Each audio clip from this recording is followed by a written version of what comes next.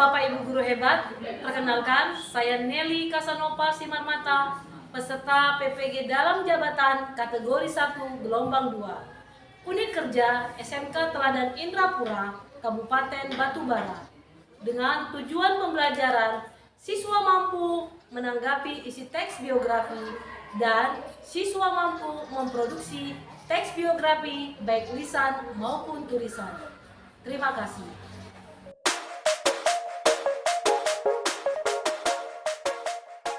Baik, selamat pagi anak-anak. Pagi, Bu. Saya senang semuanya masih sehat, semangat. Hari ini kita akan melanjutkan materi kita mengenai teks biografi. Sebelum kita mulai pelajaran kita, ada baiknya kita mulainya dengan doanya. Siapa yang memimpin doa hari ini? Saya, Bu. Ya, silakan. Berdiri. Bersiap. Sebelum belajar, mari kita berdoa menurut agama dan percaya kita masing-masing. Berdoa dimulai.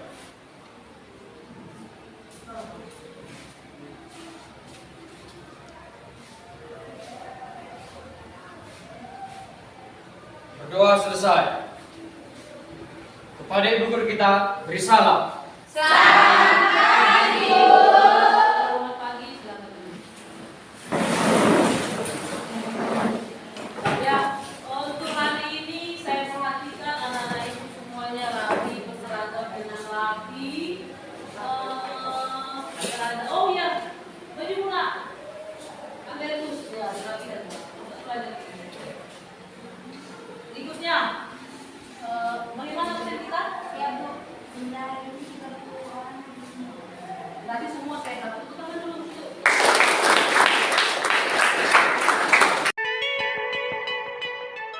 Sebelum kita mulai materi kita kan ada tugas kan? Tugas kelompok, tugas proyek untuk membuat video teks Biografi. Sudah selesai. Sudah selesai. Nah, sebelum kita presentasikan videonya masing-masing berkelompok, ada baiknya kita revisi dulu materi kita sebelumnya. Materi kita sebelumnya kan teks biografi yang erat kaitannya dengan materi kita hari ini. Coba dulu satu orang dari antara siapa yang bisa menyampaikan apa itu teks biografi? Siapa? Ya, sendiri. Teks biografi adalah riwayat hidup seseorang atau tokoh yang ditulis oleh orang lain. Terima kasih. Silakan duduk. Untuk strukturnya, siapa? Saya. Ya. Struktur teks biografi. Teks biografi terdiri atas 3 struktur.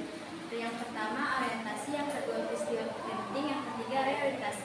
Nah, yang pertama orientasi. Orientasi sering disebut juga dengan setting berisikan latar belakang kisah atau peristiwa yang diceritakan oleh tokoh. Nah, yang kedua peristiwa penting. Peristiwa penting adalah suatu rangkaian peristiwa yang diceritakan oleh tokohnya. Nah, yang ketiga reorientasi. Pada bagian bab orientasi ini memuat kolom komentar evaluatif. Ya, terima kasih. Silakan duduk. Terakhir, kaidah pembahasan teks biografi. Kaidah pembahasan teks biografi yaitu menggunakan kata ganti orang ketiga pengguna itu ia dan dia atau dia untuk menjelaskan atau menceritakan peristiwa-peristiwa atau aktivitas fisik yang dilakukan oleh tokoh. Biografi juga menggunakan kata ganti tindakan seperti contohnya berjalan, membaca, dan sebagainya. Biografi juga menggunakan kata kerja lainnya seperti contohnya kata kerja mental, kata kerja fisik, dan kata kerja sambung. Terima kasih. Terima kasih. Semuanya berarti sudah paham yang saya sampaikan. Tepuk tangan dulu.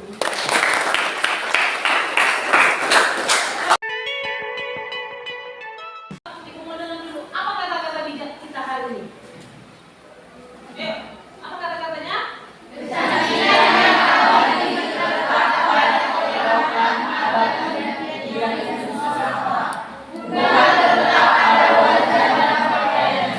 Berarti kecantikan itu terletak pada adab dan apa katanya? Dan ketinggian ilmu seseorang. Berarti semakin tinggi ilmu kita, semakin bagus adab kita. Disitulah letak kecantikan diri kita. Bukan berarti kita jelek, kita tidak cantik. Berarti letak kecantikan itu berada pada perilaku, tindakan kita sehari-hari. Nah, di situ sudah kita jelaskan minggu lalu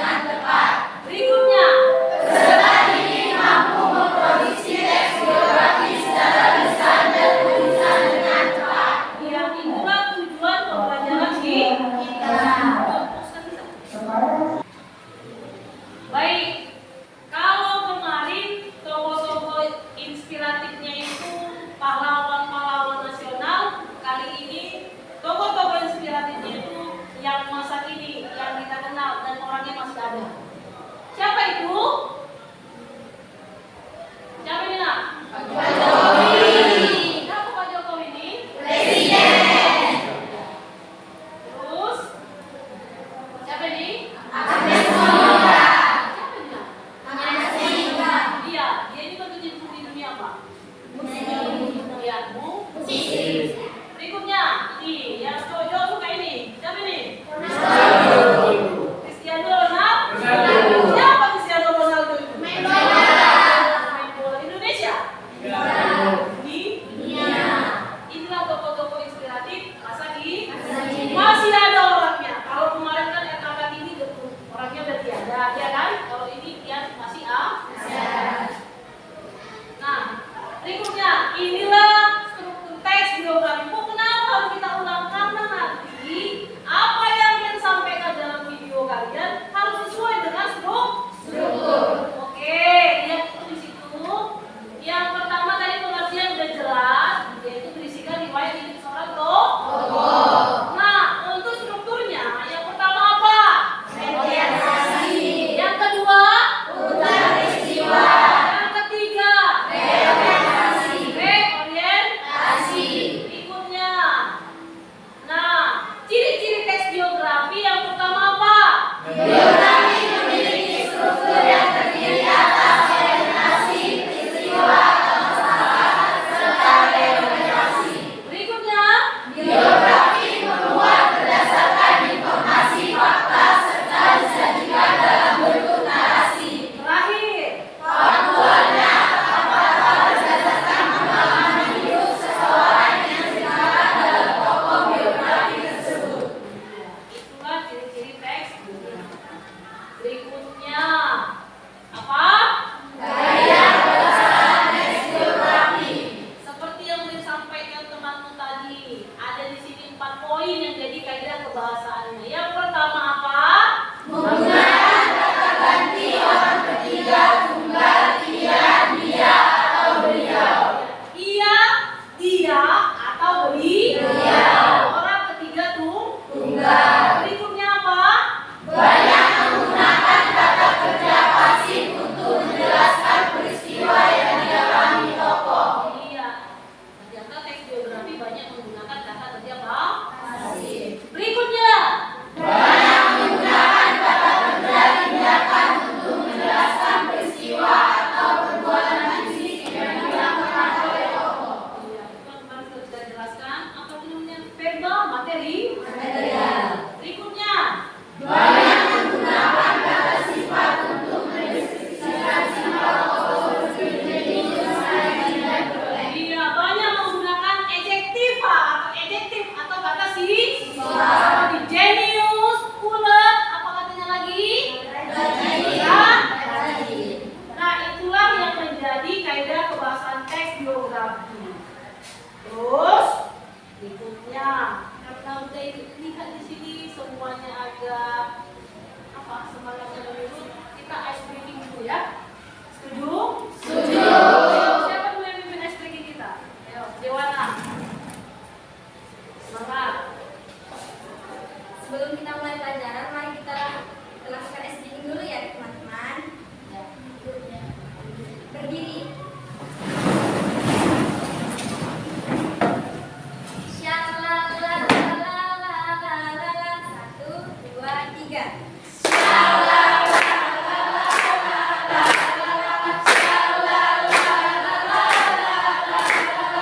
Yuk, ayo kita semua belajar.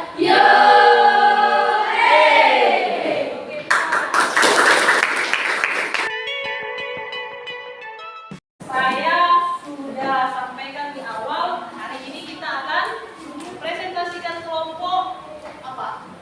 Hasil teks biografi berupa kita kan sudah undi minggu lalu.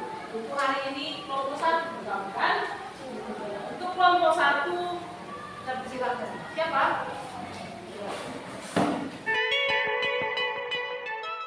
Baiklah teman-teman, saya perwakilan dari kelompok 1 ingin menampilkan hasil kerja kelompok kami berupa video.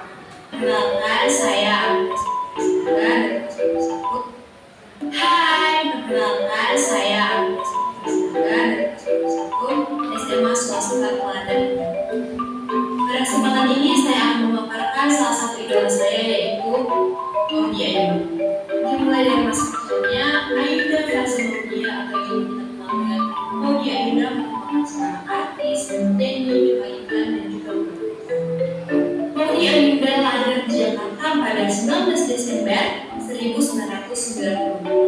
Ayunda merupakan anak pertama dari pasangan Titin Jasmine R. Irawan dan juga Maura Dwi. Maudi juga merupakan kakak dari Amanda Ayunda. Sejak kecil, Maudi sudah dikenal sebagai anak cerdas dan Maudi. Ini diketahui saat Ayunda berumur 3 tahun, dia sudah pintar membaca dan juga diketahui dia sangat. Tidak heran lagi jika Maudi Ayunda sudah belajar dan sekolah lebih dulu daripada anak seusia. Tentunya Maudi bisa seperti ini yang berkat orang tuanya yang mendirinya untuk berpikir kritis, bersosialisasi, serta ikut serta dalam lingkungan. Lanjut ke pendidikannya, Maudi Ayunda lulus sekolah dasar di sekolah Ayunda. Namun pada kelas 2 ia pindah di sekolah SD Mentari National School Jakarta. Saat SMP ia sekolah di Mentari National School Jakarta dan berhasil lulus dari UTS. Lalu Maudi Ayunda menuntut kuliah sekolah menengah atas di Princeton National School dan bersencang banyak prestasi seperti menjadi ketua OSIS, juara lomba terbuka, menang International English Quiz Contest, dan lain sebagainya. Nah, karena prestasi dan kecerdasan itu, Maudi Ayunda diterima di Columbia University dan Oxford University untuk S1 dengan politik, filsafat, dan ekonomi. Dalam program S1 tersebut, Maudi Ayunda lulus dengan 3 tahun mendapatkan kelompok. Lanjut ke karir. Selain dalam pendidikan, Maudi Ayunda juga berprestasi dalam dunia. Maudi Ayunda memulai karirnya di dunia dan Rena film yang merilis juga tersebut. Maudi Ayunda bergabung dengan Surya. Setelah debut tersebut, Maudi Ayunda sempat jelas, mungkin saya lain tapi bidang yang mungkin bisa jadi dalam nanti Maudi adalah Austrian Province. Maudi Ayunda juga sedang tiba-tiba datang pada tahun 2012 dan pada tahun 2015 dan lain sebagainya. Ia juga dipercayai dalam soundtrack untuk film Disney berjudul One. Sebagai penyanyi yang juga berbakat karena Maudi Ayunda sempat dipuji untuk mengisi acara Kongres Basic Pride Indonesia tahun 2017 lalu. Di acara tersebut, ia tidak hanya bisa berlangsung dengan mantan Presiden Amerika Serikat yaitu Barack Obama, melainkan ia juga diberi kesempatan. Nah, itu tadi paparan biografi mengenai idola saya Maudi Ayunda dan alasan saya memilih Maudi Ayunda karena Maudi Ayunda adalah sosok yang luar dan dalam hidup saya. Mohon maaf apabila ada kata atau salah. Semoga biografi ini dapat membawa kita mengenai Maudi Ayunda dan dapat menginspirasi kita untuk menjadi seperti saya. Oke. Baiklah, itu tadi video dari kelompok kami. Jika ada yang ingin menanggapi, saya persilakan. Perkenalkan, saya Maria Madalena Sausi dari kelompok 4 ingin menanggapi hasil dari video tes biografi AKM. Pertama, menurut kelompok kami, video yang Anda bawakan sudah sesuai dengan struktur yang ada. Lalu, kaidah kebahasaannya kurang tepat, banyak Anda menggunakan langsung nama Maudi Ayunda. Anda bisa memberi kata beliau, iya atau dia dalam tes itu tadi. Nah, yang ketiga, menurut kelompok kami, video yang Anda bawakan masih kurang jelas dalam pencahayaan, dalam segi suara, ada kata-kata yang terputus juga. Nah, background yang Anda buat bisa lebih cerah lagi agar menarik penonton untuk melihat video yang Anda buat. Tapi ada sisi baiknya Anda memberikan pendapat Anda mengenai Maudi Ayunda, mengapa Anda terinspirasi dengan sosok Maudi Ayunda tadi. Nah, sekian dari kelompok kami. Terima kasih. Sekian dari kelompok kami. Tanggapan dan saran yang diberikan kami terima dengan baik. Ya, silakan beri aplaus untuk teman kita. Nah, itu video pertama. Nah, untuk video kedua,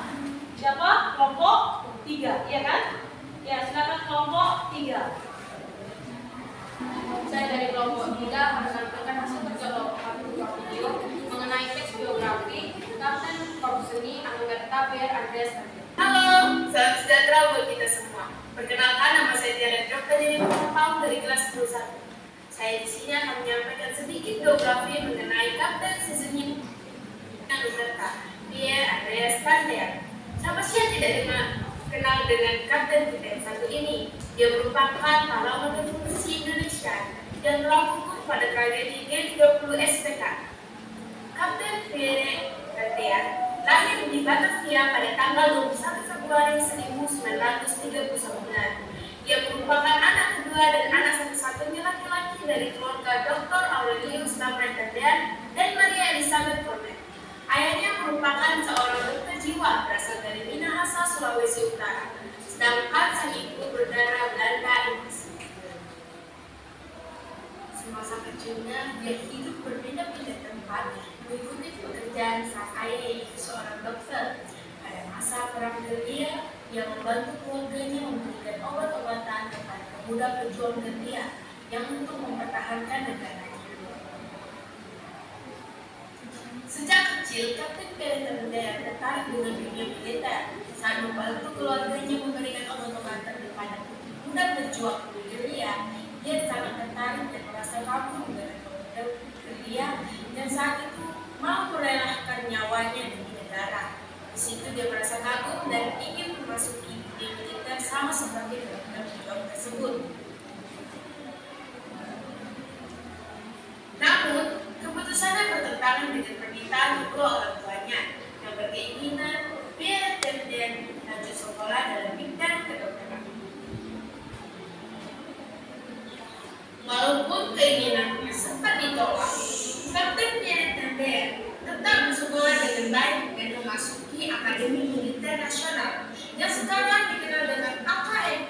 Serta atas anjuran Jenderal Ahmad Nasution, Kapten Pierre Kandian masuk ke ADK, Akademi Teknik Angkatan Darat, sehingga keinginan Kapten Pierre Kandian terkabul.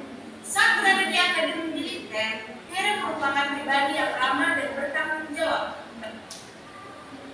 Pada tahun 1962, Pierre Kandian lulus dengan nilai yang sangat memuaskan dan dimulailah karirnya di dunia militer. Setelah lulus, Letnan Pierre Kandian bertugas sebagai komandan peleton pada Batalion Zaidi Tempur 2, Kodam 2 Bukit Barisan di Medan. Pada tahun 1963, ia berkesempatan masuk ke Sekolah Lentera Jati Bogor dan kemudian menjalankan tugas di berbagai daerah. Setelah itu, Pierre Kandian menjadi ajudan dari Jenderal Ahmad Nasution. Lalu, dimulailah kisah Pierre Kandian dalam tragedi G30 SPKI. Pemberontakan G30 SPKI dimulai pada tanggal 30 September 1965 dengan menculik dan kemudian membunuh petinggi-petinggi TNI Angkatan Darat untuk mengumpulkan angkatan. Kejadian tersebut berlangsung selama 2 hari sampai tanggal 1 Oktober 1965. Pada tanggal 1 Oktober 1965 dini hari, pasukan G30 SPKI mendatangi kediaman Jenderal Ahmad Nasution di Jalan Telugu Umar, Jakarta. Pasukan Cakra Binawa berhasil memasuki rumah tersebut dan melepaskan sejumlah tembakan hingga mengenai anak Jenderal Nasution bernama Ade Irma Suryani. Mendengar keributan dan tembakan, Pierre Kandian terkejut mengetahui kejadian pasukan Cakra Binawa yang tengah menembak anak Nasution yang sedang berlari. Kandian pun berusaha menolong sang jenderal. Akhirnya, Pierre Kandian pun ditangkap oleh pasukan tersebut karena dikira dirinya adalah Jenderal Nasution.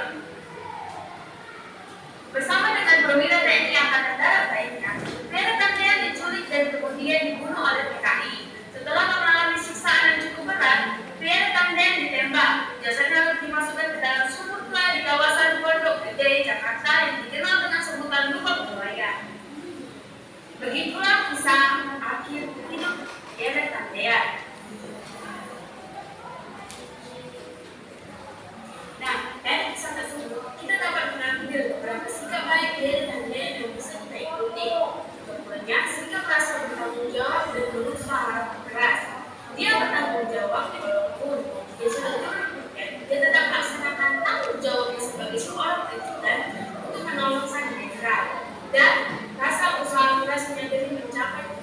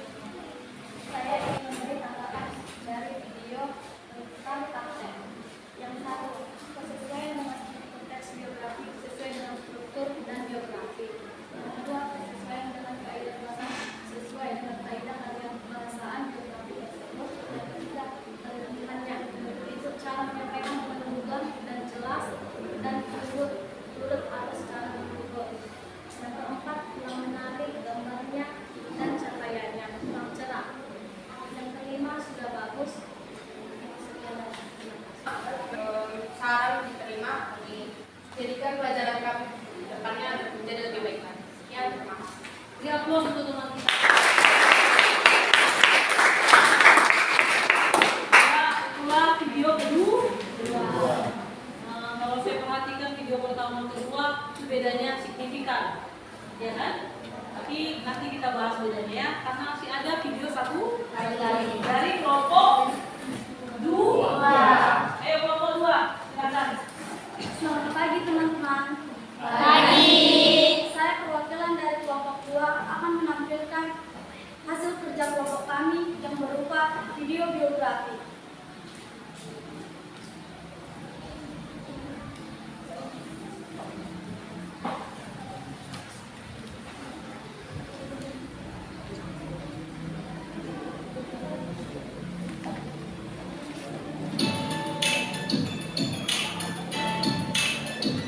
Hai teman-teman, perkenalkan nama saya Anjani Farusi.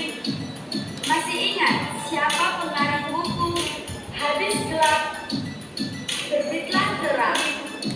Ya, betul sekali. Raden Ajeng Kartini atau disebut juga Raden Ayeng Kartini. Karena perjuangannya sebagai tokoh emansipasi wanita, Kartini lahir di Jepara pada tanggal 21 April 1879. Kartini berasal dari bangsawan Jawa. Ayahnya, Raden Mas Adipati Aryo Sosroningrat adalah bupati di Jepara. Sedangkan ibunya, Nasira adalah seorang guru agama di Jepara. Kartini merupakan sosok wanita yang sangat antusiasi dengan pendidikan dan ilmu pengetahuan. Kartini tiada hari tanpa membaca. Singkat cerita, Kartini dinikahkan oleh kedua orang tuanya dengan Raden Adipati Joyoningrat. Berkat kegigihannya dan dukungan dari sang suami, Kartini berhasil mendirikan sekolah wanita di Semarang, Surabaya, Malang, Cirebon, dan daerah lainnya. Nama sekolah tersebut adalah Sekolah Kartini. 4 hari setelah melahirkan putra pertamanya, tepatnya pada tanggal 17 September 1904, Kartini menghembuskan nafas terakhirnya pada ke-25 tahun. Surat-surat Kartini dikumpulkan dan diterbitkan di sebuah buku berjudul Lord Westernis Totledge, atau disebut juga dengan Habis Gelap Terbitlah Terang. 1922, Balai Pustaka menerbitkan sebuah buku terjemahan Habis Gelap Terbitlah Terang. Dalam keputusan Presiden Republik Indonesia nomor 108 tahun 1964. Pada tanggal 2 Mei 1964, Presiden Soekarno menerapkan Kartini sebagai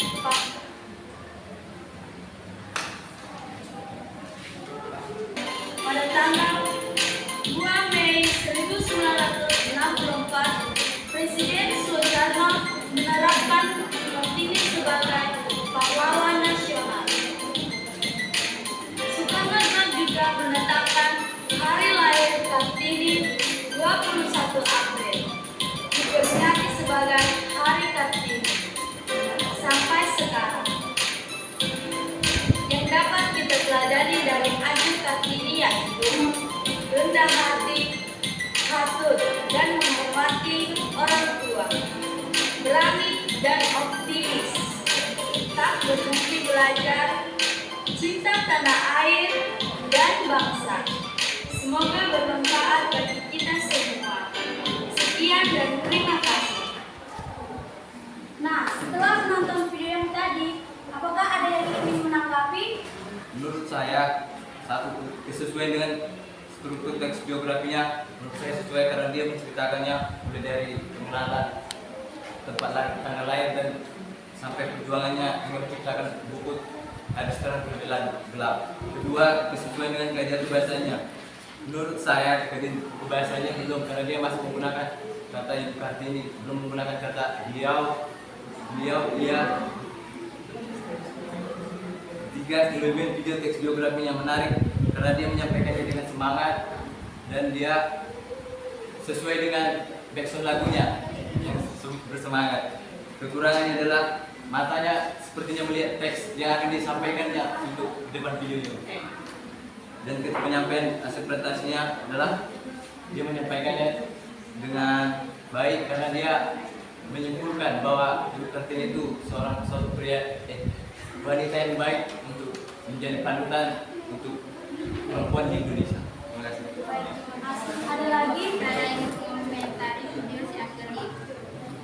Yang pertama, sesuai dengan struktur teks biografi sesuai. Yang kedua, kesesuaian dengan kaidah pembahasannya sangat baik dan sesuai dengan kaidah pembahasannya. Yang ketiga, kelebihannya menggunakan background sehingga video sangat menarik. Suaranya jelas, namun musiknya terlalu kuat. Kekurangannya, pencahayaan pada videonya kurang baik sehingga kurang jelas. Ya, dan terima kasih. Hasil presentasi yang kami buat dari kelompok 2. Jika ada kekurangan, mohon maaf. Sekian dan terima kasih. Oke, beri aplaus.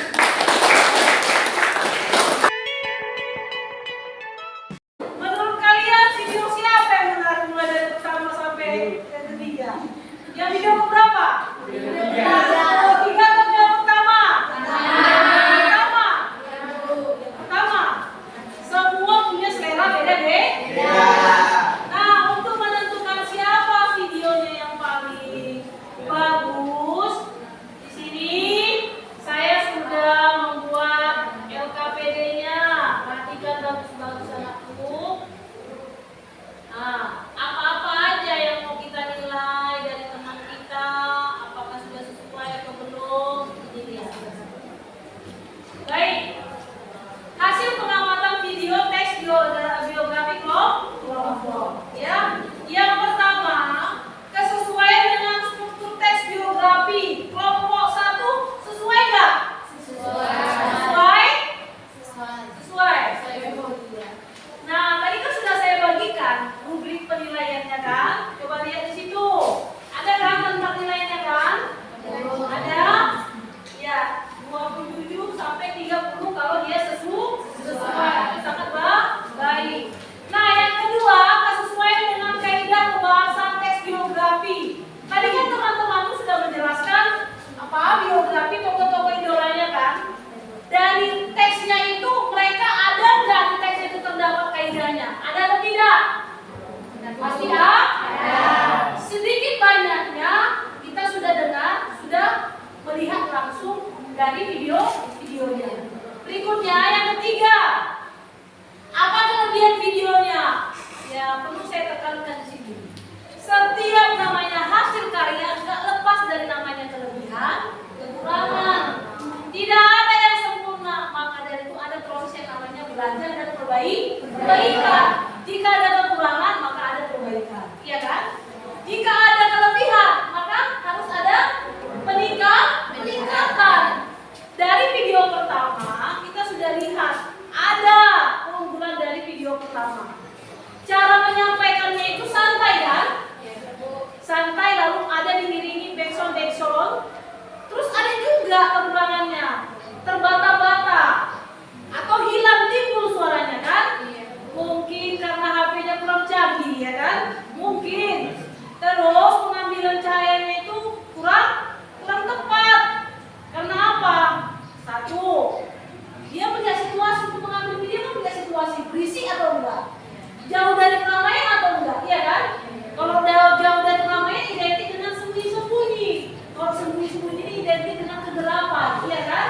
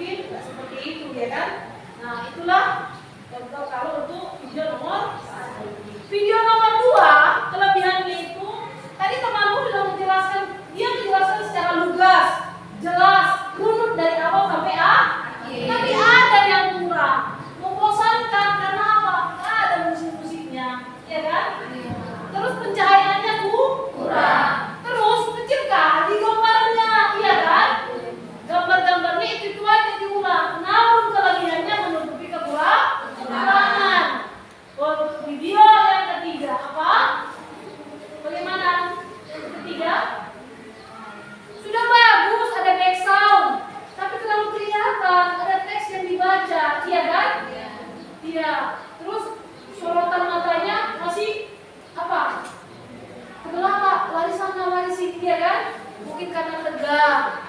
Tapi pada hakikatnya semuanya sudah bagus. Tepuk tangan dulu untuk semua kelompok. Nah, untuk poin kelima, penyampaian hasil presentasi kelompok. Semuanya sudah bagus, sekalipun ada kekurangan. Nah, di sini saya mau kasih nilai dulu untuk video pertama, video kedua, video ketiga. Kelompok 1, kelompok 2, kelompok 3. Untuk kelompok 1, nilainya saya kasih 88. Tepuk tangan. Untuk kelompok 2, nilainya 86.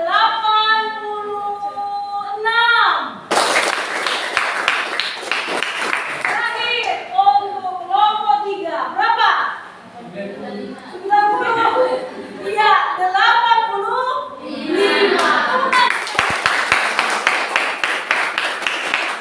Itulah hasil dari tugas proyek kita. Saya senang sekalipun tugas proyeknya masih banyak kekurangan, tapi kita sudah tahu cara menyampaikan biografi dengan menggunakan media elektronik. Nah, itulah untuk hari ini. Baik, karena materi kita sudah selesai, saya mau anak-anak ibu di sini, kan kita sudah memulainya, kita juga harus menutupnya. Sebelum kita menutupnya, saya mau ada dari antara kalian menyimpulkan mulai dari awal pertemuan sampai sekarang. Bagaimana teks biografi ini? Ada yang belum paham? Atau ada yang sudah paham?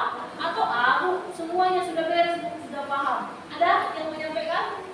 Ya, Jenny, silakan nak sendiri.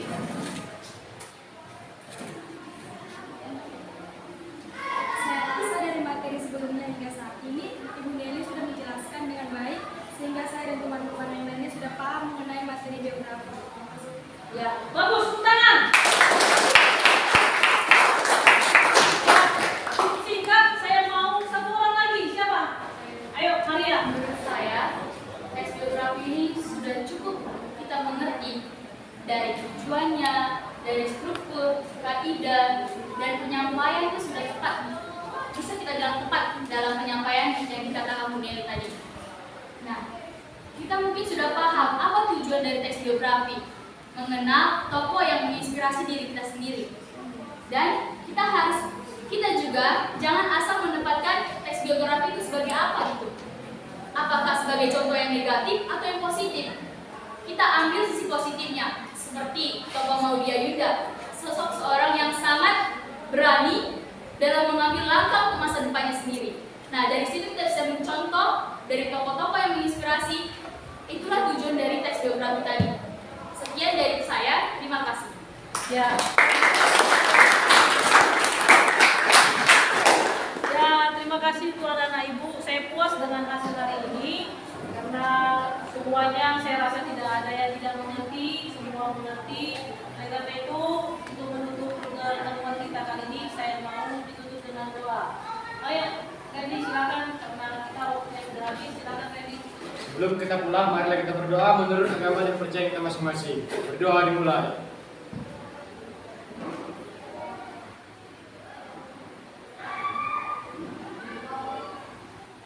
Berdoa selesai.